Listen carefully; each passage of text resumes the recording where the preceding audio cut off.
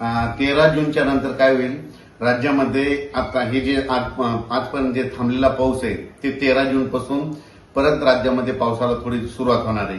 13 जून नंतर जे पाऊस पडेल, 13ला पडेल, 14, 15, 16, 17, 18, 19 हे काय होईल, एक दिवस पडेल, पुन्हा दुसऱ्या दिवशी येणार नाही, तिसऱ्या दिवशी पडेल, चौथ्या दिवशी येणार नाही. म्हणजे 13ला येईल तर 14ला येणार नाही, 15ला येईल तर 16ला येणार नाही, 17ला येईल तर 18ला येणार नाही. असं करत करत काय होईल, 18-19 तारखेपर्यंत हे पावसाचं वातावरण असंच राज्यभर विखुरलेलं स्वरूपाचं भाग बदलत पडत राहणार आहे.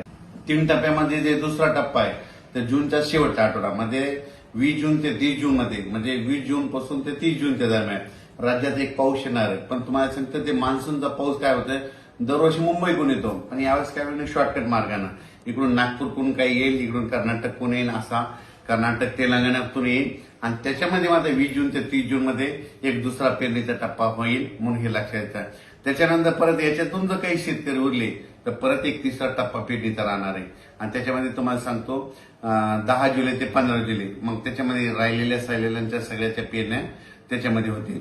पण शेतकऱ्याला माझी विनंती की जमिनीमध्ये चांगली ओल असेल तरच पेरणीचा निर्णय घ्या, नसताना पेरणी करू नका. कारण की 4 बोट 6 बोट ओलीव पेरणी केली तर ती आतापर्यंत फेल जाते, हे स्वतःचा देखील अनुभव आहे.